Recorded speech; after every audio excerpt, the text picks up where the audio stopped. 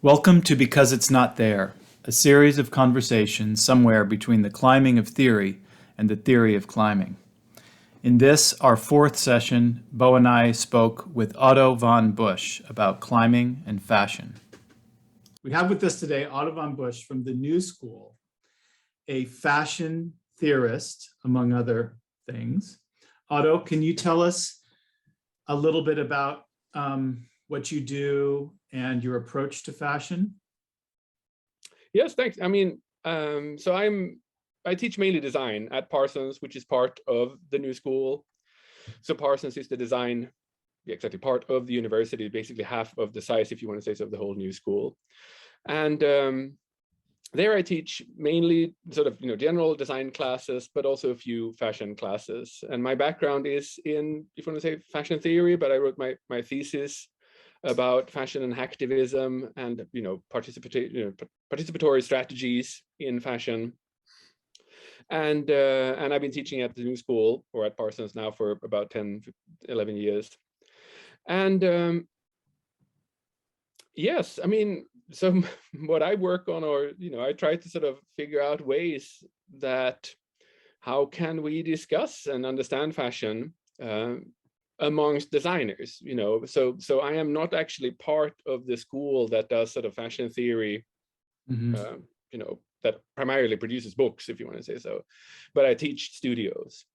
But I think it's fascinating trying to work with metaphors and so on to try to get the students to think about how do they practice fashion, how can we rethink what fashion does, and how can we perhaps not necessarily limit the world or our understanding of fashion to perhaps the most common types of lenses that we as academics put on fashion, which is visual theory or semiotics, or of course class and sociology and these kind of things. So I have worked over the years and thinking about how can we think of fashion more as a spiritual practice, for example. What are ways to articulate that. And I've also been, over the last years thinking about, how can we think of fashion more as a sort of a vitalist, type of endeavor, or what would that lens bring to the topic? Because the tricky part teaching fashion theory, if you want to say so, is that, especially to designers, is that the main sort of frameworks that we use put agency in the system all the time. So that, the fashion system is what says what is in fashion. The fashion system, whether it's supply chains, etc. So, the fashion industry is, duping you, it's propaganda, etc., etc. So there's always like things happening up in the system that leaves the designers always as puppets or as, just, powerless in and what can they do? So I think to me, it has been interesting trying to sort of shift these perspectives around. And what I've been trying to sort of over the last years look at is with this kind of vitalist perspective, if you want to say so, think about how do we talk about fashion as an experience, for example. What if fashion, is, rather than speak about what is fashion because it's in the store or because Anna Wintour or some fashion editor says what's fashion, what if fashion is an experience that you're having? How do we then, curate that experience as designers? But it leaves a little bit, that at least gives the designers, another way of thinking around what fashion, what their part in producing and what their part in sort of conjuring, if you want to say so, amongst their users, rather than that they're tricking them or that they are just capitalist dupes or whatever, that are sort of the classic sort of sociologist or Marxist tropes around what fashion is and does. Well, so that's a bit how I try to approach it. But I guess that's also where fashion in this perspective also becomes a little bit more of a journey, that we can actually perhaps explore parts of ourselves through it. We can see new things by actually using garments differently, and we can, in a sense, also get better at it, which a lot of the other perspectives not really, allow much room to improve, self-improvement, if you want to say so. You know, so that's a quick introduction to how I try to sort of frame these things. Just one thing I thought of when you know, about the climbing theory and so on too is, you know, perhaps there has been a lack of climbing theory, and this is why, you know, you are starting this endeavor, you know, and similarly, of course, you know, a theory of fashion is fairly new too. It's not, you know, a topic within academia that has been theorized for very long. Of course, you know, SoIll and others, you know, in sociology has, you know, written about it over the last, you know, 100 years or so, but compared to many other fields, it is very, I mean, especially art history or, you know, architecture, these kind of things. It has a very short history of being regarded as a sort of a serious enough topic. And I think also there, you know, a problem for a lot of academic endeavors around fashion is, of course, you know, that it's ephemeral, first of all. You know, there is no eternal truth or something like that to reveal.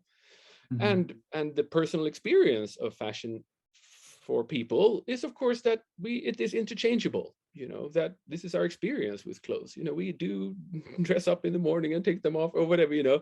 So we do change all the time. So it is a you know, a subject that doesn't resonate well with a lot of the other academic endeavors in humanities and so on. And of course, also, I would think that there is also, if you want, you know, a psychological reluctance to actually discuss this in seminars, because, you know, judgment is inherent in those kind of theories, that as soon as we start saying what certain things could mean, it becomes very public what we're talking about, you know. So it's very safe for the good old professors to just show up in tweed and the same things and just say that they don't care and that there is no such thing, you know, and we shouldn't care about surface and it's all shallow. But as soon as you start looking at that, okay. It's interesting that it's so public in the first place. It's what you're wearing, it's how you're presenting, but there's an embarrassment about putting that into words, like acknowledging it. What your comment brings up is that we also have, there's a set of anxieties about class and status and codes, and there's something that maybe we don't want to touch too consciously that goes on in fashion, about social order and social roles and authority. But certainly so. And I think, you know, it is one of these topics where we are, you know, almost habitually lying. You know, oh, I don't really care, or I just took what I was hanging on the chair this morning, or something like that. You know, every day, or I mean, not every, but you know, very often we just have these kind of habitual lies that pop out of us just to sort of try to sort of de-escalate the game, that we're, oh no, I'm not really caring that much, you know, and just to sort of, because of course it also, you know, if you actually say you do very care, you know, suddenly you're, you know, the persons that you interact with will feel a little bit like, you know, conscious about it. So I think there's also, we have a sort of a, you know, social sort of politeness in trying to de-escalate it, just to sort of feel that, that we have, you know. Well, actually, that reminds me of something that Alex Megos, one of the best climbers in the world, has said about fashion, that it's so drab.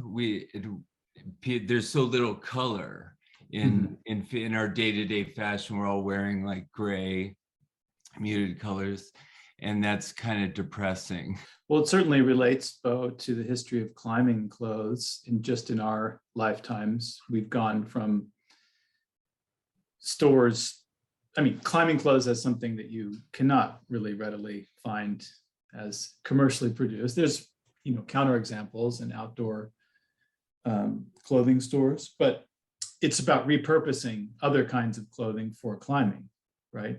But now there's this plethora of sold, you know, climbing fashions, so that places the climber in a different kind of situation. And just as last time, I think we were talking about the embarrassment of having nice gear, there's a certain kind of uneasiness about acquiring all of the you know, climbing fashion trends that maybe, you know, connects with this hacktivist logic of repurposing or making something your own or doing something kind of alternative with the given. I mean, I think there's a reluctance among some, but I think it's also an entryway into climbing for other people. Like you see people that look like they stepped right out of a catalog with their outfits. And I think from that perspective, it's like, this is what I do to be a climber. When you get to the gym or I mean, the way that people clip on the shoes to hang outside the bag, which of course, because you're very, and it's smelly, etc., but it also becomes this kind of thing where you really flaunt your sport, so you could easily see the people on the streets, where they're going to be, where they're heading, if they're heading for the bouldering gym, because you can see, I mean, it's a very public type of sport. And of course, I guess you've gone through, brands of shoes and all these kind of things, but I would think that there's a definite sort of, hierarchy too about the amateur shoes versus the professional gear that is not only displayed in the bouldering gym, but actually, as a sort of, medal or whatever you want to say, Yeah, and actually the specificity of clipping and using a carabiner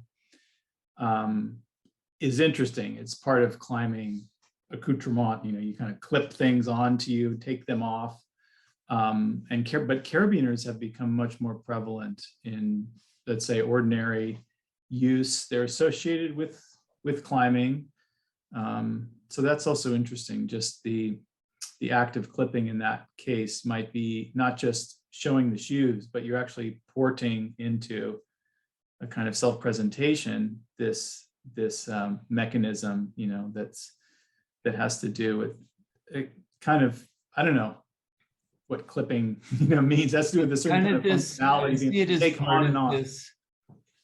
I see it as part of this like modular thing, like with bicycles too, that you kind of have all your equipment, and I think it's kind of cool. It seems pretty efficient. Like I kind of like having my shoes like clipped on my backpack, like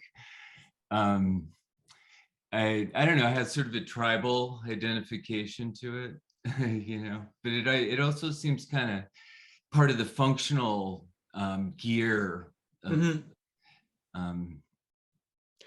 but they're also very consciously designed. They're in bright colors. They're having, it's very different from, the type of, when you have a boat or something, those kind of carabiners, which are more metal, of course, they were heavier and so on, but they're very, design teams have spent a lot of time on making very sharp looking carabiners. I mean, it's very obvious that it is also, of course it is functional, and I think, here's a typical type of, fashion question. It's like, where does function turn into style, or, and how we use function as a way to sort of excuse our our aesthetic sensibilities, that, oh, this is Gore-Tex, or, this is like, whatever, this is a very sort of functional jacket. Even though I just take the train to my job or something, I'm coming in this kind of gear that it looks like I'm going to climb a mountain. It looks like I'm going to go outdoor trekking, but I'm ready for that kind of life. I'm ready for it if the adventure calls, even though I'm just going out to go into my 9-to-5 job. Well, is another way of saying that the difference between like commodified and not commodified, or like selling out and versus authentic? Is that another sort of way of defining that? I mean, because also so much of fashion is buying the allure of not selling out. Well, I think Otto, you need sort of the chalk stains a little here and there, just to sort of that you're not wearing it just for sort of style, but it's actually used. Yes. Right.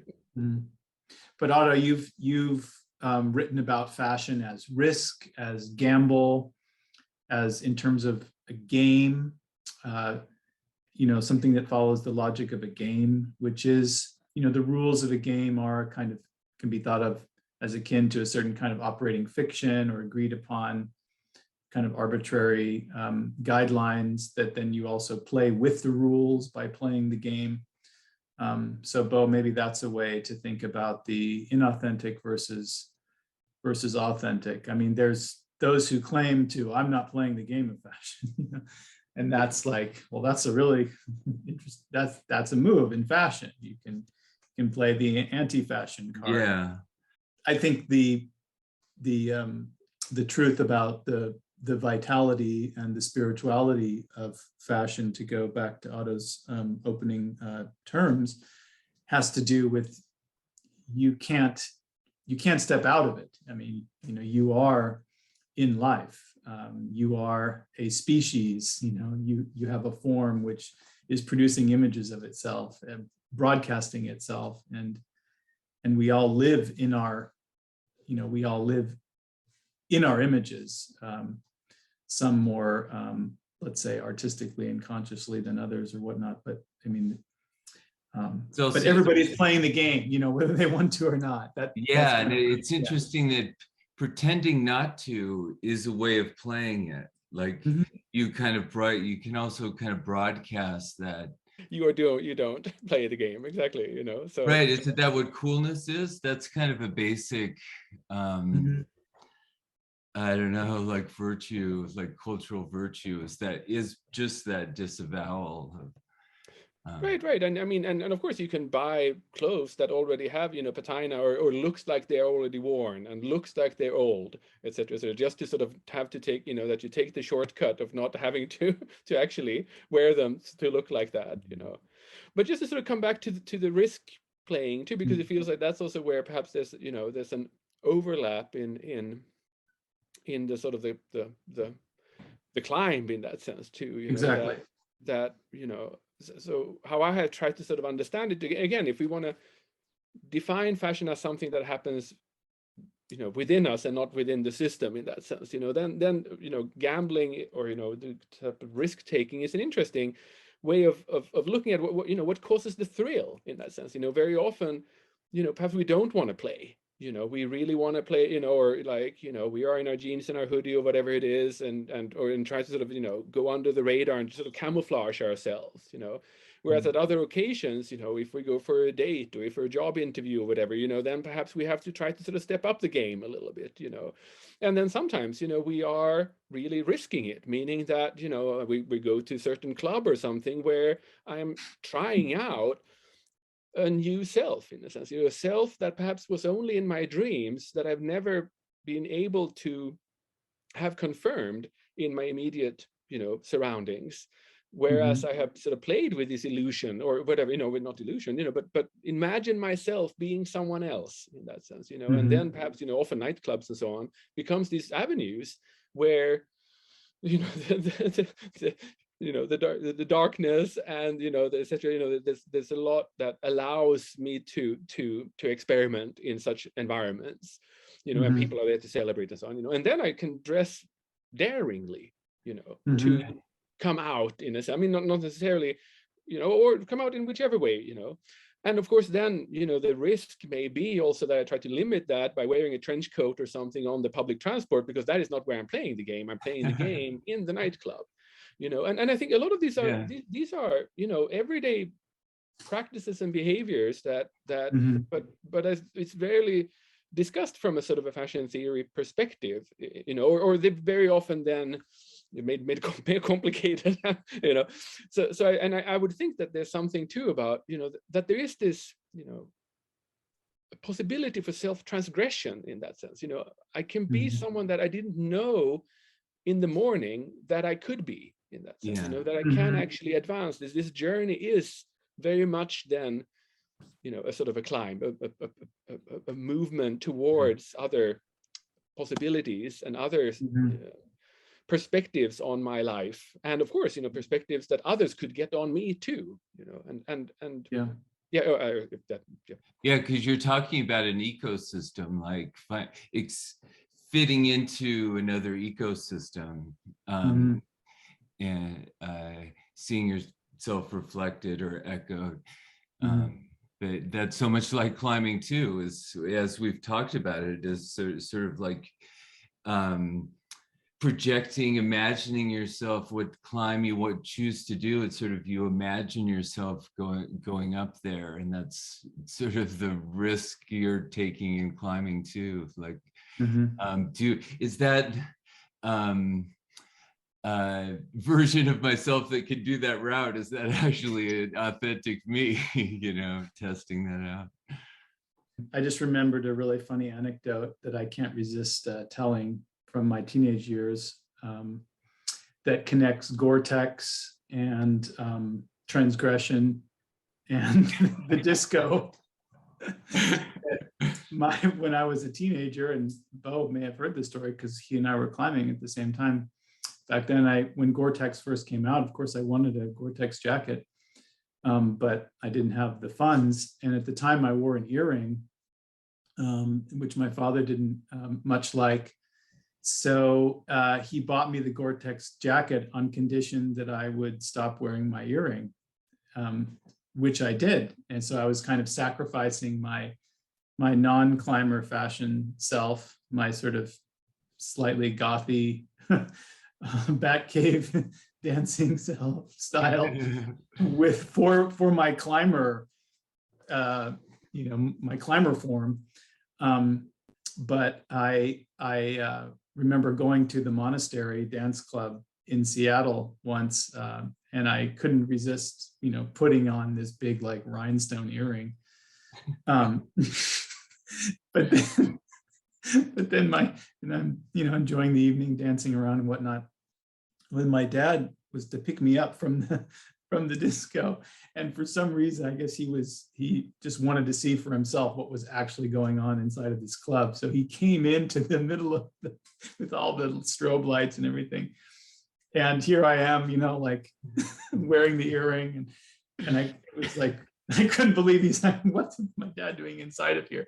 So I quickly had to like take off the earring, and luckily I think the darkness of this kind of Batcavey scene like prevented him from seeing the earring that would have cost me my Gore-Tex. So it was like this weird collision between these two different kinds of bodies. That's great that your mind went there. Your dad showed up in the middle of the nightclub. You're like, oh no, my Gore-Tex. My Gore-Tex, I know. It's like I really got the earring to save the Gore-Tex jacket. No, but I think it is an important just to think about too how much policing that goes into clothing, and self-policing too. That it is not.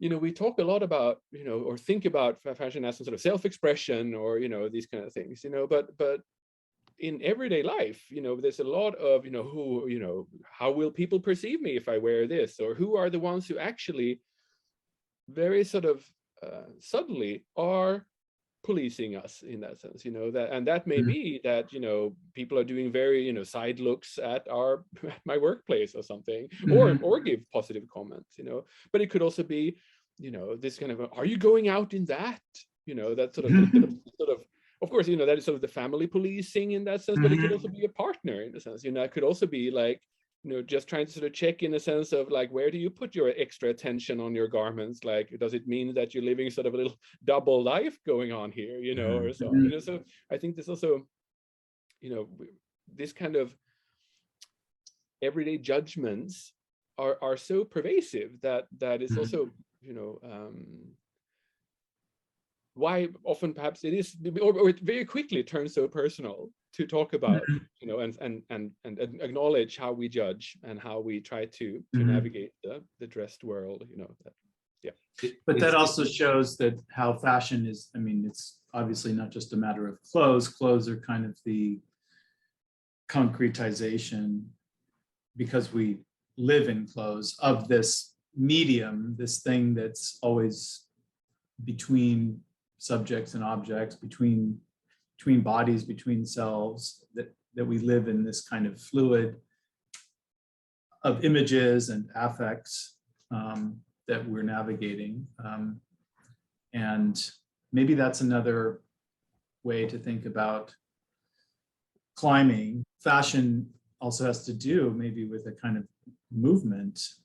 Maybe it's a psychic movement, but not just psychological, but actually, climbing out of ourselves through clothes, climbing up from the ground of an image of ourselves, actually trying to of course, there's the idea of hauteur and height, fashion as a question of attaining a certain height, a certain verticality that I think you've written about too, or touched upon in your writings. So those comments and those, those little feedbacks that we're getting, that is fashion in a certain way. I mean, that is part of this, this world of this kind of hard to ontologize space of seeing, being seen, this interface that has its own kind of rhythm, it has its own, or moods, that would be another term that's sometimes thought of as, this thing that different subjects are within that can be regulated by them. I've just been reading. Yeah. I've just been reading Uexküll, The Foray into the Worlds of Animals and Humans. And he talks about like a tonality, like our relationship to things is a tone organized by a certain kind of activity. Yeah. Sounds like what you're describing. Isn't that the Heideggerian notion of Stimmung, or just the German word? Right. Yeah. Voice or something? Yeah. Yeah, like mood. Yeah, so that would be one way into climbing fashion, and maybe that relates to what you were saying about Megos or different kinds of fashion as energy, as which I know Otto has written about too, quite a bit, and orgone and all of that. But yeah, maybe we could talk about sort of climbing fashion as energy a little further. It's also interesting that climbing is such a spectacle. It's and given to surveillance. Like, I mean, now with the video and everything more than ever, but it's always been about being kind of, you're really on display. You're so super visible. That's, I wonder how certainly, I mean, if not policing, you're aware of, intensely aware of how you look, or I don't know. That's, I think, an experience for, has been an experience for me climbing, is like emulating the way other climbers look. Yeah, I hadn't thought about that before, but it's true, especially, well, bouldering, we're really being at height, climbing up is in a kind of very original way, something that makes you an object of, spectating. I mean, you're being watched. Unless you're...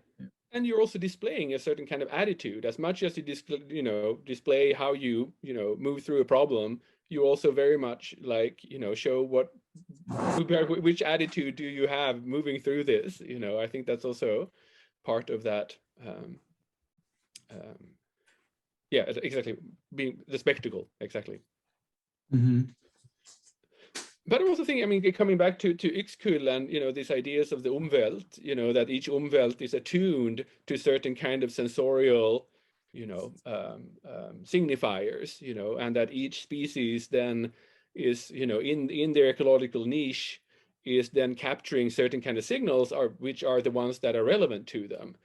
I think that is also something that fashion plays a lot with, and again, the climbing shoes hanging with a certain carabiner, etc., mean certain things within one setting, but it's of course totally missed within another type of subculture and so on, and then how we perhaps play with those, in everyday fashions too, so I may have a conservative everyday office job, and one day I just, I just wear red socks one day instead of my black ones. And that's like, whoa, I play, I risk a little bit, I'm moving up, or at least I'm, trying to see if I get a response or not, or, and then if some people think, or some of the other, may think that those red socks are not cool, or I have no idea, perhaps I just like hitch up the leg a little bit more just to show that they're from Supreme. Or something, they're not just any sock, they actually, but so, I think we play a lot with these kind of subtleties within or between Umwelts, if you want to say so too, about what signals will be read by who and who will ignore them. And I think a lot of sort of, how we play with uniforms, of course, is a classic example of this, where we think that the uniform is the opposite of any type of self-expression, but we use uniforms, the way that you iron it or not iron it, the way that you fold it or don't fold it, the way that you even a uniform has a multitude of expressions, that is receptive within a certain kind of Umwelt, where the officers may certainly be upset about the way that you fold your hat or something like that. Yeah. Whereas you technically, according to protocol, having your uniform, but you're still challenging them by the way that you do something, So I think there's still, even if we sort of reduce clothing to a sort of a bare minimum, meaning uniforms or something like that, there's of course a lot of signals by which we can play out and enact these games. And I think in Uexküll that he characterizes it musically, like it's a matter of like harmonizing with the signal, like that it has this complex interactive, like we're discovering what a signal even is, or negotiating those overlaps and complexities, like becomes an end in itself.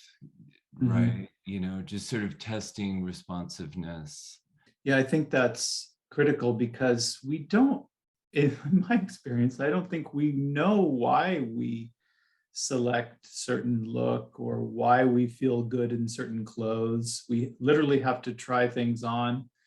There's some distance between what we think rationally might be the thing we want to wear and what we actually end up wearing, and what, those choices, those little modulations are kind of mysterious, and the risk is not just the risk, like, I really want to try this thing and then we'll see how it works out in the real world. It's like, it's a risk even before, it's a risk that we really don't know what it is we're engaging in.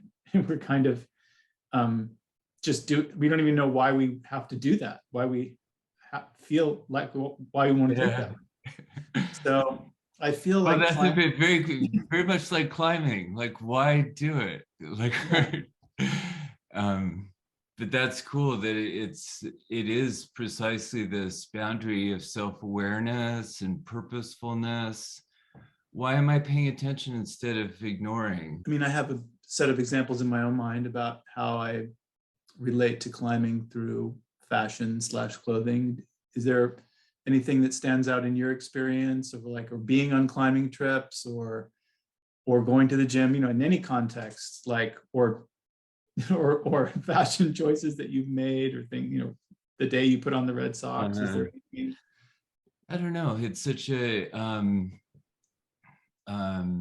environmental sport, or what I like about it is so much about inhabiting these different kinds of environments and longer climbs, and that sort of functional question of like exactly how much clothes works. And it's cool when you find something that sort of works. It does feel kind of magical. And then memories get attached to pieces of clothing, and that's kind of magical too.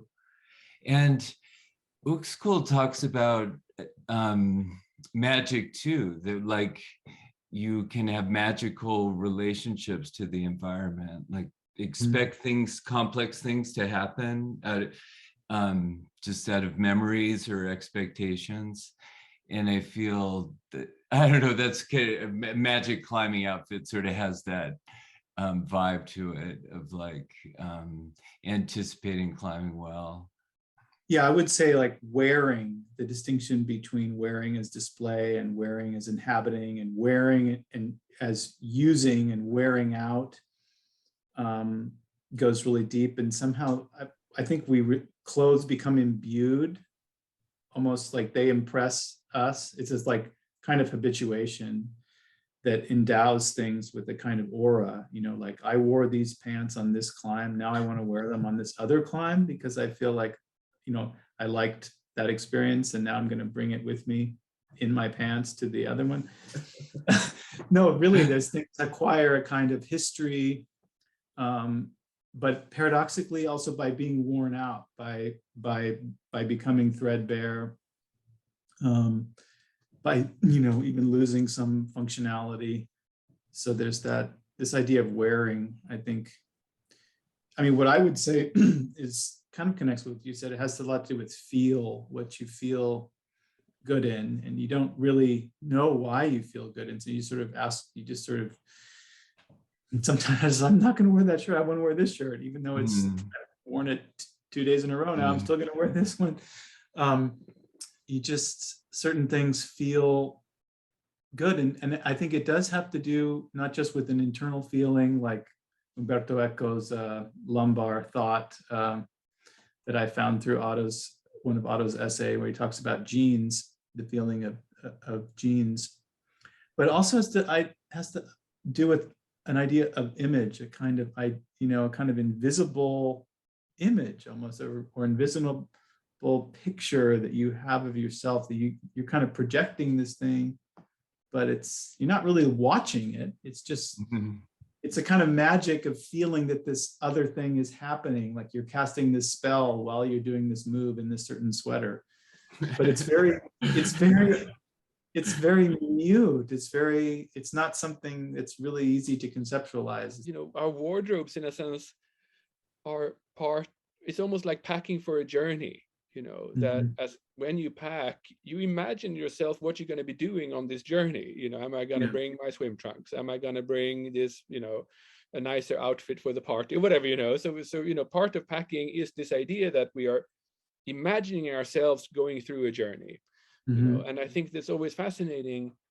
And I have this discussion usually with my students too, about like, what are these unworn clothes we're having in our wardrobes? You know, these garments that were full of hope often, you know, and especially this works well at Parsons, because a lot of the students move to New York from wherever they are, imagining a certain kind of life that they're going to live in New York. And then it becomes really interesting just to hear about these garments that they packed and they thought they were going to use, but that just didn't work. You know, and what was it, like that unsent letters? Yeah, no, but exactly, exactly, and it's unworn clothes, because there's a fair amount of research on, you know, clothing and memory, clothing and, you know, garments that acquire memory and acquire, you know, the sort of, you know, memory structurally too, you know, wrinkle, you know, and you know, and how it affects the fabrics themselves and the fibers.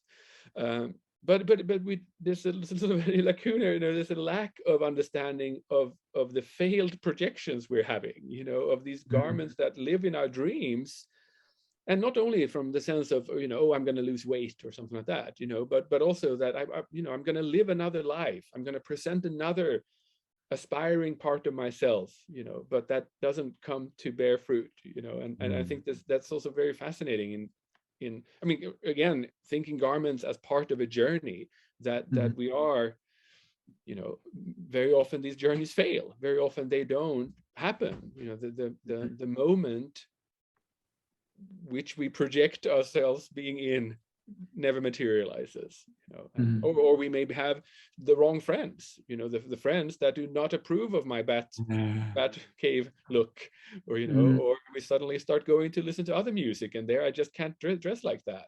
Well, maybe we should talk a little bit about sprezzatura then, because it relates, you know, in part to what you were saying, Otto, and also it's about wear. It's a kind of bearing to and gesture. This, I guess it's usually translated as nonchalance, making something look easy. Sometimes when those unfulfilled fashion plans or projections go, you know, sort of founder when it just doesn't feel right. It doesn't, you know, I did this thing that I thought I wanted, and then I went to that party and it's just turned out it wasn't my scene. So that could be seen as a unrealized sprezzatura, or the failure to achieve this ease of the artificial. Making moves look easy is a big part of athleticism, sport, the grace, you know, the grace of expert movement, which is also it seems to inhabit a boundary between spontaneity and total execution of a discipline, you know, like a ballerina. Like it's so practiced that it looks like you just did it. but it's really about that boundary between those two. But it does, sprezzatura as a comportment seems to also rely on a certain spontaneity, kind of ability to always pull something off that's a little, to feel comfortable, well, to be comfortable in something you're not really comfortable in, maybe. But so in climbing moves, I mean, I think that there's a kind of fashion of movement in that you're always trying to pull something like that off.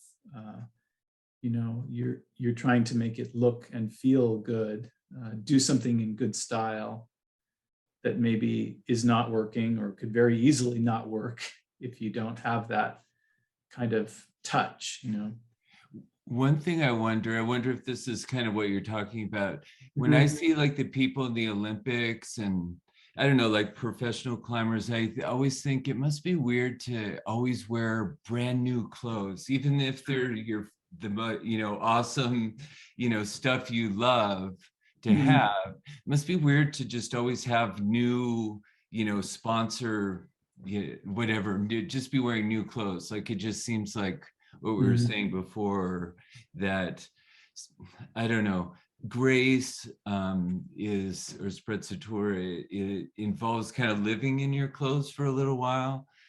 Maybe even paying your manservant to break your jacket in for you so that when you wear it, it looks, seriously. It doesn't look like new money. Exactly. Yes. No, you don't want to look like it smack of the market. Yeah.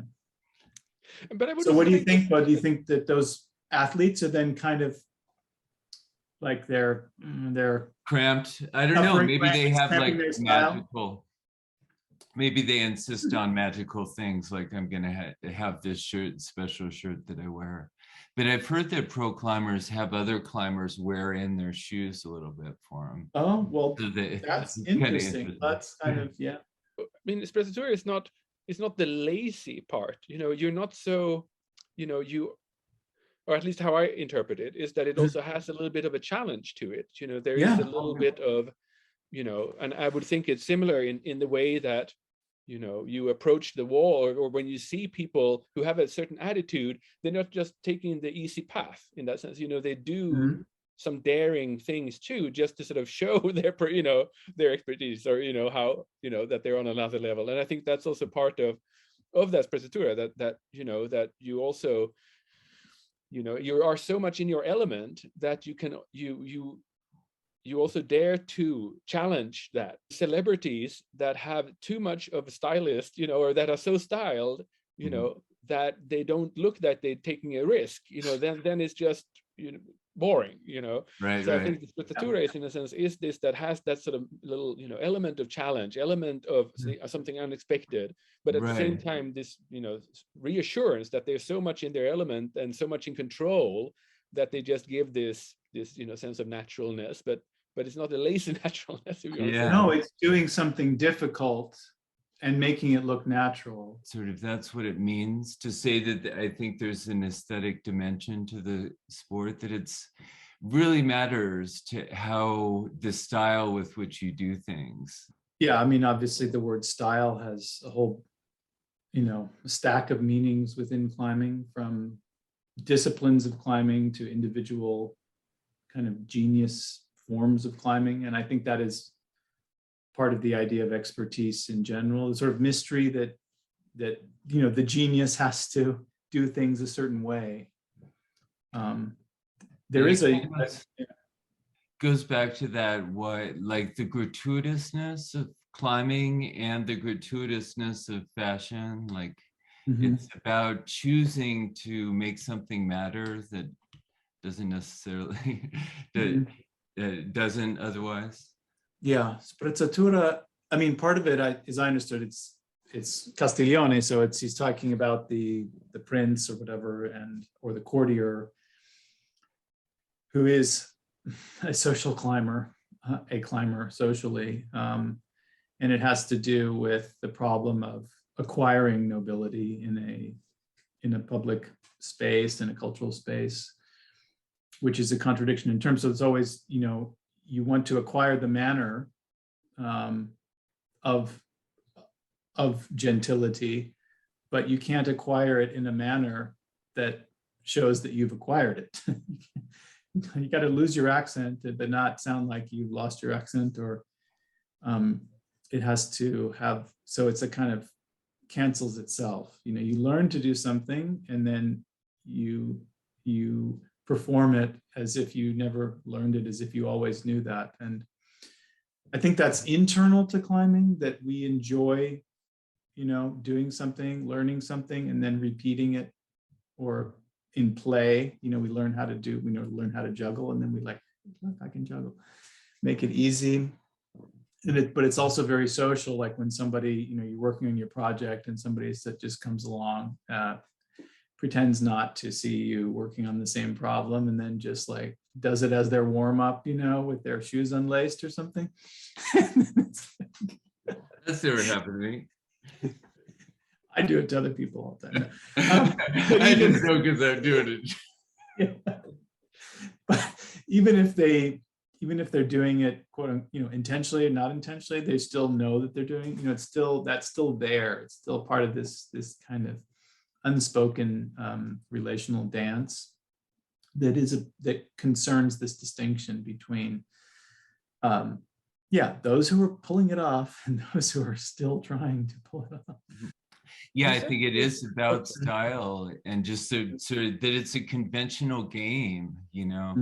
The climbing's a game that we play for the sake of just refining the game, and that makes it sound very much like fashion in the same sense as like I'm testing these dreams I have of myself and see if they play out. Should we talk about some specific climbers or Instagram profiles, at least? Can't have the climbers in the room. I haven't checked the Instagram, but you sent me this article about, or that you linked of Ashima and in Hypebeast. Yeah, why don't we start with her, because she's Otto and I, did we meet at Brooklyn Boulders, or no? We met before that, and then yes, okay. But then it just happened that you were going to Brooklyn Boulders. Yeah.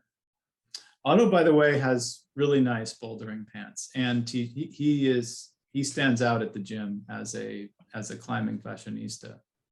Oh, really okay. Great way. But I don't know how you pronounce her name. Is Ashima or Ashima? Do you guys know? Ashima or Ashima Shiraishi. Maybe I should go to her Instagram, which I marked here. Is from New York, and I think she stands out as somebody in contemporary climbing world who is into fashion, for sure. She's thinking of starting her own clothing line. I think she has something of an artistic background. Her father was a Buto dancer. But Otto, did you read this? You read this article in GQ, or which one did you read? I think you sent the one to me from Hypebeast. Yeah, this one. Yes. Yeah. Here's Ashima in a dress. Yes. And what stood out to you about this this article? I think what was just the sort of the irony of it was that they were commenting on her everyday fashion, you know, and that her parents were making her especially her pants, that her dad would choose the fabrics, her mother would sew them, and that, you know, that was something that she had, became almost a part of her persona, if you want to say so, public persona as a climber. But I thought the fascinating part of it was that you didn't see any of these images in Hypebeast. Instead, she only wore Lanvin, Chanel, etc., etc. You know, so the sort of the irony often happens in the fashion world is exactly that that it comments on people's sense of style, but then there's a stylist that actually doesn't actually allow that to show in the images that they then present. And I think that's a very, it is this sort of tension where, how curated towards a certain kind of readership is something, and of course product placement and who's paying for the advertisement and so on, but also the paradox that exactly, even someone who has garments that is written about and celebrated as her personal style is not allowed to show actually in the fashion magazine. So there's irony in that. Yeah, that's a really good point. And I think she's perfect for modeling these other clothes, but based on the fact that she's already living a fashion life, but she has generated her own public style. This is just a good example I just randomly found right now, but I mean, notice how she comments on her training. She's been training before the lead World Cups in France. My mom has been busting out some shorts with the leftover fabric we have. The usual capris stick to my kneecaps in the heat, so I've been psyched on the extra mobility. It's a kind of interesting, weaving in and out of the problem of climbing and the problem of clothes.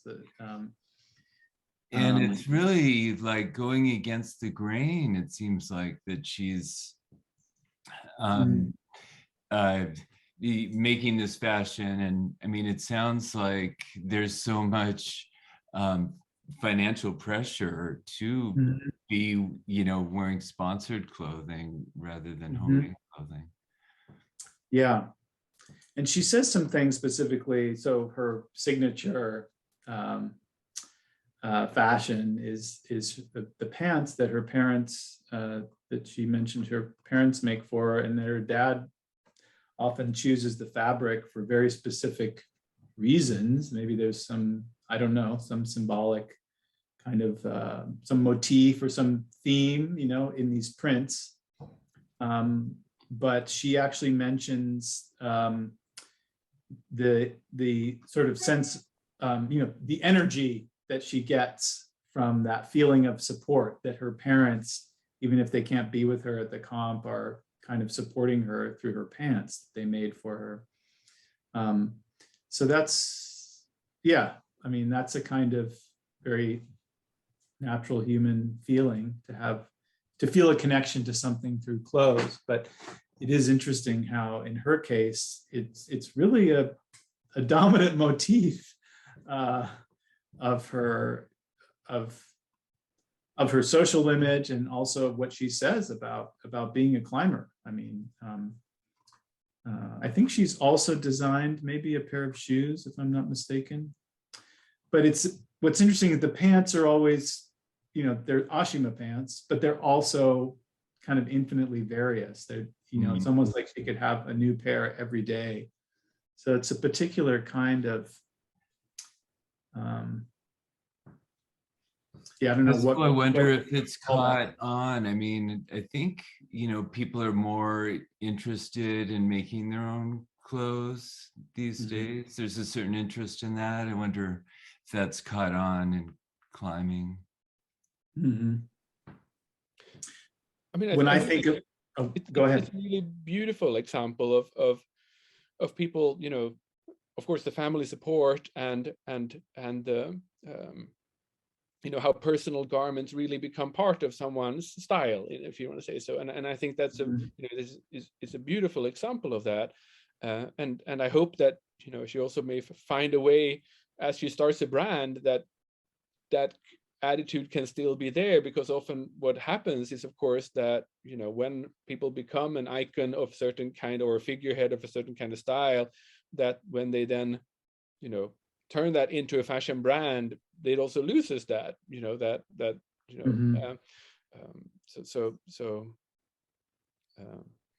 I think it's beautiful too that someone that is so accomplished is celebrated for having, or allowed to sort of have a quirky style that is not all super branded and super on trend type of outfits that we often see. I mean, you mentioned earlier in professional Olympics, so I know the sort of wearing of the new clothes that we sort of take for granted almost, that athletes that reach a certain level, as soon as they are performing in a certain kind of styled type of outfits that have a whole team behind them in some sense. Yeah. So it feels very nice that someone who is so respected also allows to sort of play with aesthetics in a way that hopefully motivates others to also be allowed to be quirky on the wall, and yes. Yeah, that's makes me think of Alex Megos again too, because he kind of has this commitment to yellow t-shirts, I think, that's like it still says Patagonia on it, but it's sort of like he's made a little bit of a personal fetish out of this yellow t-shirt that is at least it stands for quirk a little bit. Yeah, here we can look at Megos's yellow. He's also a fan of carrots and bananas, I think. There's some kind of color energy magic going on with Megos. And I'm not sure. Yeah, I think we mentioned color before, and I think historically alpinist clothing, I mean, once we get into modern synthetic world, has been colored. I mean, I don't know, red in particular, or even, I don't know, go look at the old climbing movies, or the North Face of the Eiger movie with Clint Eastwood, and certainly 80s climbing fashion is super hyper colored, especially European clothing. And that seems to not be going away in climbing fashion. Though I think there was a kind of it's been taken a hit by like natural tones and things like I don't know when that started. But it seems to always come back, this, colorfulness in climbing. And I guess it has to do there's a practicality there. It has to do with visibility in a landscape, visibility in the mountains, right? Or like in skiing. But it also, in the case of sport climbing and gym climbing, it has nothing to, its visibility means something else. It seems to have this energetic sort of attitudinal power, or a kind of vibe, kind of, in this case, almost a kind of Californian health nut, German, like a sort of, it's like a sort of German Californian beach bum power health guy, sort of superhero man. And maybe it's connected with Gulick too. I don't know. I always think symbolically somehow might be bound up with Gulick's example. Yeah. Carefree spirit. Are there examples of sort of retro styles and sort of natural fibers and these kind of things in climbing fashion? I'm thinking too of that it is, I mean, often these kind of technical realms are very synthetic in that sense, and they use bright colors and of course Gore-Tex, etc., and then of course you may have wool and first layers and so on, but I'm just curious in a sense too that are there retro styles in? Definitely. Bo, can you want to start listing some retro styles? Well, yeah, I mean, I was going to say that there does seem to be sort of this fashion disavowal or non-fashion fashion of like this, like Carhartts. That is sort of, wanting to, a subdued kind of cool. I mean, I noticed you had Anton on there. He's not a climber, but he kind of has that look. Yeah, we can talk about Anton, and also Topo Designs comes to mind as a branding of a certain kind of retro, but it's like retro to now classic outdoor styles of the 70s. 80s, maybe a little bit like the gear that present new climbers would have, like their parents might have, or maybe even their grandparents, I'm not sure. But yeah, I think Anton's a really good example. But so retro styles, I mean, there are certain classics, I guess, like mountaineering knickers that survived, well into the synthetic age. And then there's citation of certain trends that were once quite common, like painter's pants, and what were those shorts, Bo, that a lot of climbers wore that had pockets in the back and the front? They're a little bit like OP shorts, but they're very canvasy feeling. I forget. Yeah, I can't remember, but yeah, totally canvasy. Painter's pants, and then like rugby shirts were, I think, part of Yosemite. Was that maybe Chenard started like, but they're sort of porting, things from one domain into another. But in the last few years, Topo Design, maybe there's a kind of intersection between Anton style and Topo Designs, but it's functional, a lot of plaid. But so you can have plaid right next to this more modern fleece. So there is something going on with fabrics, trying to lots of colorful plaid, kind of hyper plaid in a certain way, rainbow plaid. And then the gear is definitely primary colors, and there's an aesthetic which is like very visible kinds of cord, pull tabs, and kind of evokes an older, less, I don't know, I guess the opposite would be Arc'teryx, that goes for the sort of space age. Yeah. Like you could see it in a sci-fi movie on another planet, and this is kind of very clearly outdoorsy. Yeah, and they just throw it's almost like it's Coleman stove in there.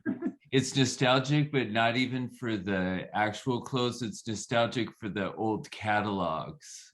I think that's a good. Yeah. So I think this is, here we have this kind of clippability thing going on. So this is definitely retro, but it's also, I kind of feel like it's appealing to people that don't necessarily have a clear sense of what it's retro of. I mean, it's kind of, maybe there's a kind of, but it's definitely kind of hipster outdoors vibe somehow. And I mean, Anton. You've got some topo stuff. It's like good stuff. It's like functional. Yeah, no, it's actual gear. I mean, but it seems to be, they seem to have moved away from, well, I don't know, I haven't been to their store lately, but it's more like urban outdoorsy gear, it's all over New York now. But let's talk about Anton Krupicka. He's a climber, cyclist, runner, who I guess kind of embodies a certain aesthetic, a certain idea of a modern mountain man. I mean, is famous for minimalism is kind of, I think, his thing, but he's definitely a fashion icon while being minimalist. I think very topo aligned, just kind of basics. But he talks about his clothes, and he does fashiony things like paint his fingernails and wear colorful socks, and a lot of cool photographs of him. He's got a lot of signature pieces. I think the Sportiva, I don't know, certain kind of running short. I think he's sponsored by Sportiva, right? Mm-hmm. But these sleeveless plaid. Yeah, it's sort of like Ashima. I feel like wanting to have a little personal flair, energy out of that magic. but yeah, he's an Instagram influencer for sure. And so it's interesting to see this kind of cross current, that it's also really effective, advertising to the masses, and creation of like products that symbolize this personal and kind of minimalist lifestyle. Mm-hmm. I mean, is he kind of like a sort of consummate boulder man, like outdoorsy boulder? Yeah, and I think that's part of the authenticity that, he just does tons of stuff locally, really takes advantage of the local landscape. He's a local hero in that, like, it's what he did was locally, and so there's a huge kind of authenticity to that, like building on history. Yeah, interesting. And I'm also interested in the bike as a, he's so inhabiting different sports or different activities, biking, running, climbing being kind of, I think, top three. But the bicycle, we're also in an age of bicycles becoming a kind of, it is a prosthetic body in some ways. I mean, it becomes an extension of your own body, and just photographing a bike in a landscape seems to be an interesting, space to think of fashion in a way that's, we'd like, through the bicycle, you kind of almost can split yourself into model and photographer. It's the kind of, the bicycle picture is an alter selfie.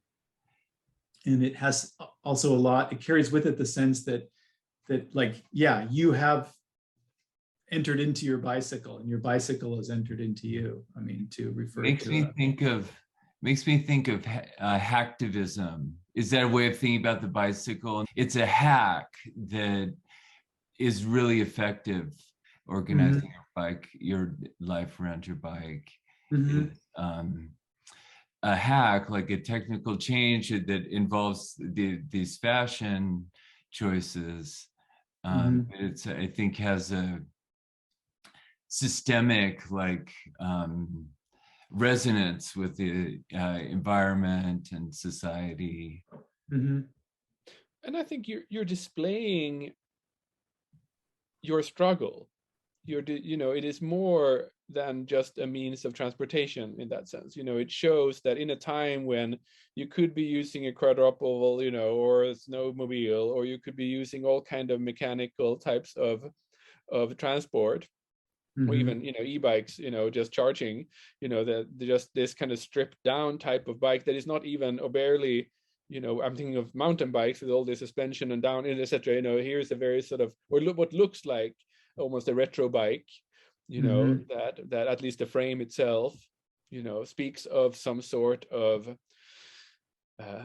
connection with the landscape as one has to sort of struggle through it in that sense, and then sort of displaying this as prominent in your photos, of course, shows also that you're actually living the life that, you're not only on a safari. By showing what means of transport you're using, you're also showing your dedication to the journey itself. It's and I think there's a lot of that you can see in how people try to sort of curate their Instagram, or the way that they tell their stories to sort of show exactly that they're not tourists, or that they're not only there as visitors, or that they're not only there as just, dropped in by parachute in that sense, that I'm not only a visitor to this restaurant, I am also, participating in the cooking, or I am also part in adding my labor to something just to show how my rootedness into the picture, that. No, I think that's critical. Yeah, it's a workhorse. It's also the vehicle is you got yourself, it's self-powered. So travel, is the same word as as travail, as work. I mean, that's why we call it travel, because it used to be really hard work. And it just also makes me think of ideas of the body, the sort of ancient notion of the body as a vehicle, as the instrument of the soul, and the bicycle as an extension of the body is just a kind of literalizes, in some ways, mechanizes what a body is, something you ride on your body. It travels, and it's the medium of experience that really comes through in the bike pictures. It's like through the bike, I have access to this landscape. Through the bike, I have this whole experience that I can take pictures of or from within, but it's also this untangible thing that you have to go do you have to do it for yourself, not just be on Instagram. But it seems also, I mean, now I don't follow the climbing adventure Instagrammers, but it seems also that by the amount of packaging that is on, or baggage or luggage that is on the bike, it seems like these are day trips, that are, it is not necessarily the sort of, where you have a cart after, or it's overloaded with things for the road bike where you go between continents on your bike. That's another type of adventure where you are dependent on asphalt roads or something like that. Here is someone that is really in connection with the landscape, which seems to resonate very much with how much luggage you can actually carry up the mountain, and how much that he chugs on his bike speaks about a certain kind of adventureness, but also the allowance for being spontaneous in that sense, because you see sometimes these kind of super, that are going to bike down to Himalayas and then climb up and then climb down and bike back, but there's like, those bikes are just like workhorse, it's like, or there's enormous amounts of luggage that is going there, but that doesn't allow you to immerse yourself in the landscape in the same way that it seems to be displayed on these type of photos. There's another type of performance of the endeavor that you go through as an athlete or as a adventurer, if you want to say so, than the persons that are really conquering a certain kind of extreme types of journeys. I think that link to the quotidian, day-to-day, is cool. I mean, and it's sort of what I was saying about being a local hero or exploiting the local environment, like having your day-to-day bike be also a bike that you could take longer trips on. That connection with the day-to-day, I think, is a cool thing about climbing fashion that I like. It's like that it's not that different from day-to-day fashion, so you can wear climbing stuff. I think it's kind of just because it's cool to have that connection to your day-to-day life, or just feel like I could go climbing whenever I want. I could just. And in some cities like Boulder, if you feel like you're not properly dressed out on the street, if you're not wearing some climbing pants. Yeah, that's interesting. It's like it's gone full circle to the point where that is the culture. And that's a shame, because I like the idea of sort of a tribal, subculture uniform. But that maybe doesn't happen anymore. I guess that's a question I raised, is like, or I heard on that other podcast about, they raised, it's not possible to sell out in climbing anymore, because it's because of like Instagram and everything. It's like just taken for granted that you got to make your money. Like that's just what people do. And any subcultural kind of pride in like being authentic and independent isn't really in effect. You know what I mean? Yeah, I think the more climbing becomes something that you pay for, you become a customer of the climbing industry.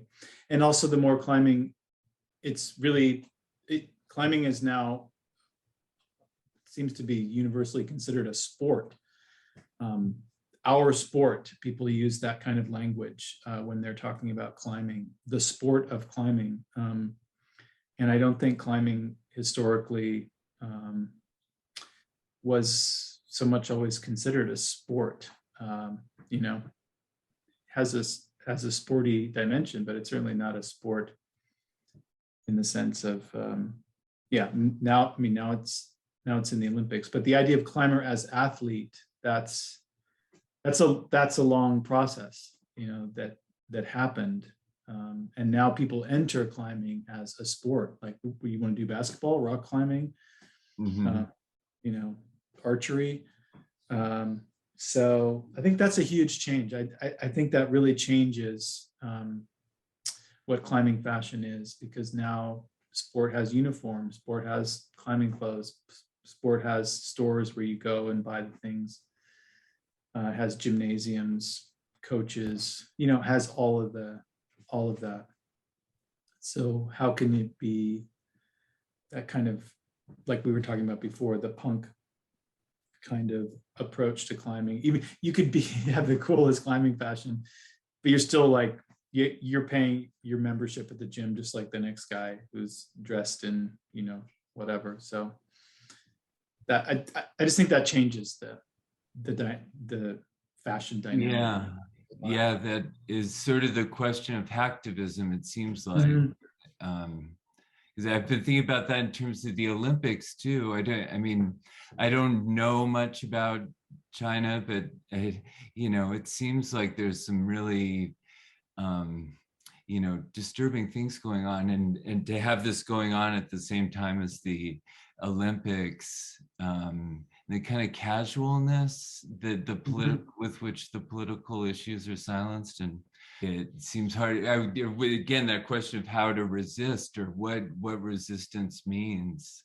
I guess it's a question of what I'm still curious about what you mean by hacktivism. How you think of that playing into fashion. So for me, it was more imagining, you know, if fashion is an operating system, you know, and the way the fashion industry operates in that sense, you know, works according in a sort of a, you know, hierarchical top down. I mean, every brand operates in that way, you know, and when I started my thesis, I mean, 20 years ago, you know, the idea was then, you know, with the thesis, like, what is a sort of a Linux version of fashion? How would we reimagine the way that operating system works, in that sense, if it's built on participation and built on you know, other sort of modes of possibility of participation in that sense, you know, because the way that a fashion system operates is that you cannot call in, you know, you cannot make wishes. There is no way to sort of communicate back, except if you're in a focus group or, you know, some big data sort of harvesting, you know.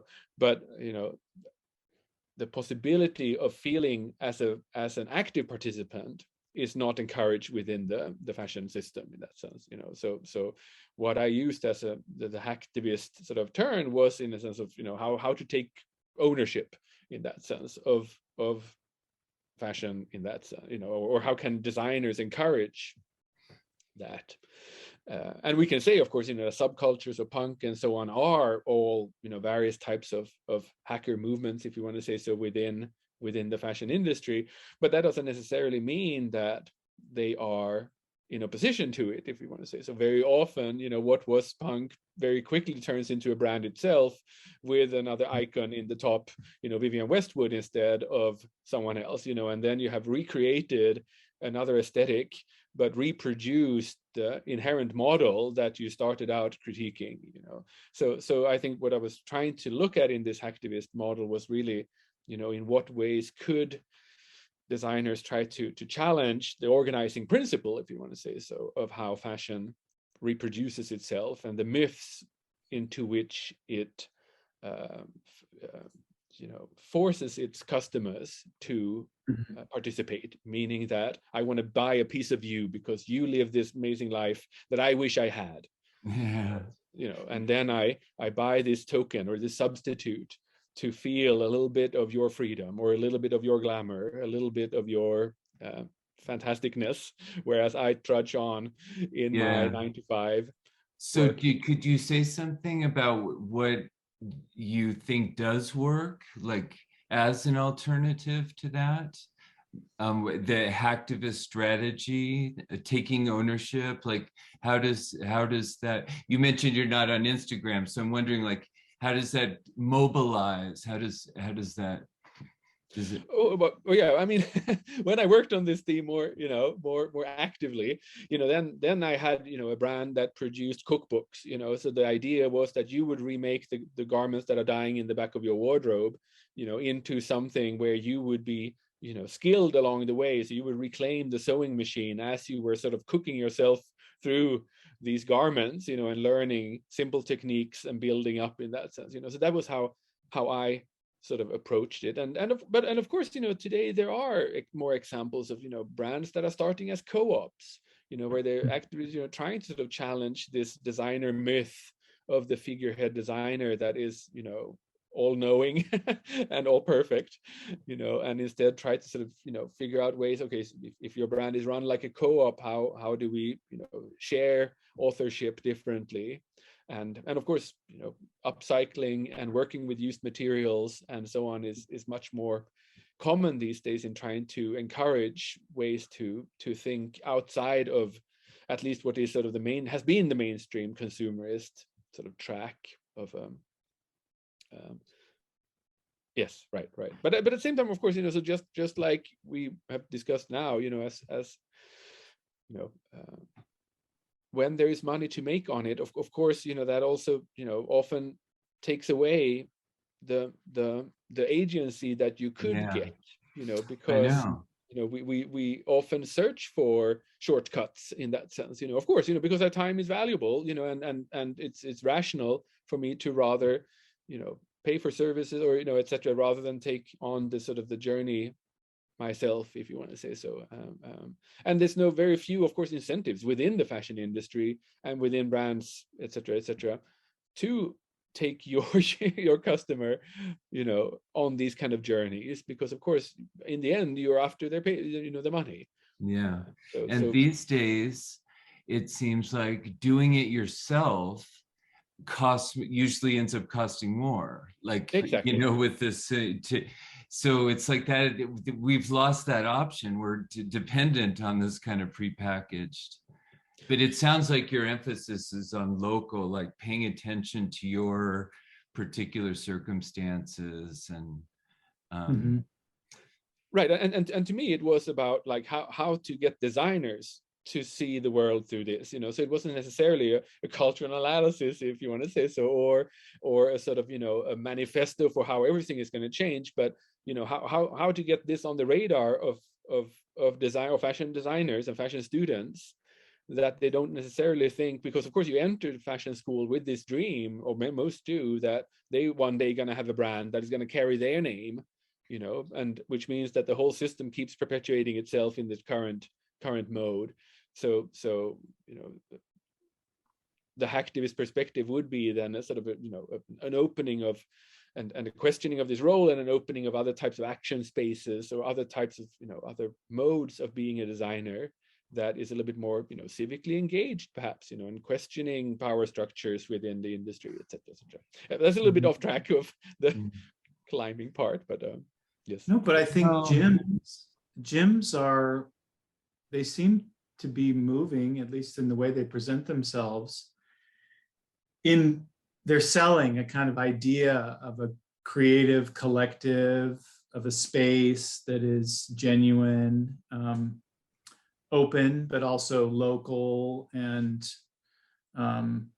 it's not just a place to train. I mean, actually, to speak of Brooklyn Boulders, I guess it's now was bought by the Bouldering Project. I think the same one that's in Seattle, Bo, but it's the Brooklyn Bouldering Project. And the way they are, I can find them here, or just read it. It's like a very kind of artistic kind of idea of a bouldering gym. Creative setting, creative climbing, creative space. In each one of our gyms, we create spaces where people can explore creative. They keep repeating the word creative, creative, creative. the idea that you create something there, that you're creating something, you're not just consuming, you're not just buying something or getting a service. And I'm sure they have other language here, showing these authentic human individuals laughing and having a great time. And we create spaces, ignite projects, engage in health, friendship, and purpose. Anyway, I'm just saying, it's a kind of language that we're all familiar with. But I think climbing gyms are kind of in the business of advertising themselves as these kind of artsy collectives where we can drop out and tune into this creativity. Yeah, and I think climbing's a natural thing, and I think I've heard messages, about accepting all body types and genders, and I think that's really positive. What sucks is how much expensive gyms are, and exclusive. But that's I don't know, it just makes me think about like wearing my climbing clothes around, trying to like build her on things whenever I can. Like that is something you can do. But I'd like to talk about climbing holds a little bit. Since I just mentioned gyms, but I know buildering is like kind of the opposite of that, just using the architecture that's there. But I feel like the design, fashion design, link up in the climbing hold as it kind of increasingly visible as an aesthetic object unto itself. It's like climbing holds are, they can be,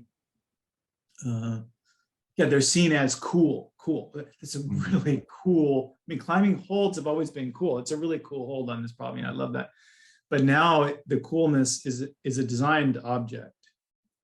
It's this work of art, has a certain texture, a certain form. They're very, it's like modern sculpture. How long till we see a huge version of a climbing hold inside of a modern art museum? And I feel like there's certain, I don't know, SoIll comes to mind as a manufacturer of climbing holds that also has like a whole, they have their kind of, I guess I should show that too. They have their own like color scheme and a certain aesthetic, which I don't quite relate to, but they have these, very kind of weird pastel colors. And so, they make holds, they make clothing. You can buy your hangboard in different colors, which is part of their kind of pastel palette. And they also make, a lot of pink and black, this kind of muted, dusty pink and gray. I think Jason Momoa models for them. Oh, and these kind of really weird chalk bags that are more like fashionista, leathery, but they're proposing, pink, all pink climbing shoes. Look at these gear bags that really look like they're off the runway. But combined with this kind of hyper masculine dude, but these weird pastel colors. Anyway, but they're a hold company, it's like what grounds it all is the fact that they make climbing holds. And so it seems like a place where the climbing hold is really no longer just a climbing hold, it's the SoIll climbing hold.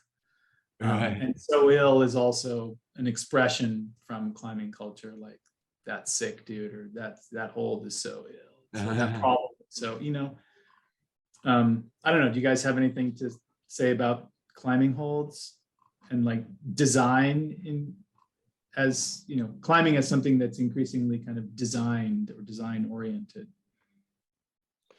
Well, first, I think there is currently an exhibition at Brooklyn Museum, Basira Khan, where there's a big projection of her climbing on a wall, so it is definitely already at the art museum. perhaps not as sort of aesthetic objects that are exhibited for themselves as aesthetic objects, but it is definitely there as as on display. Oh, really? I thought those were some aesthetic climbing holds behind you on the wall. They sort of look like it, those little green. Textiles, yes, but almost, yes.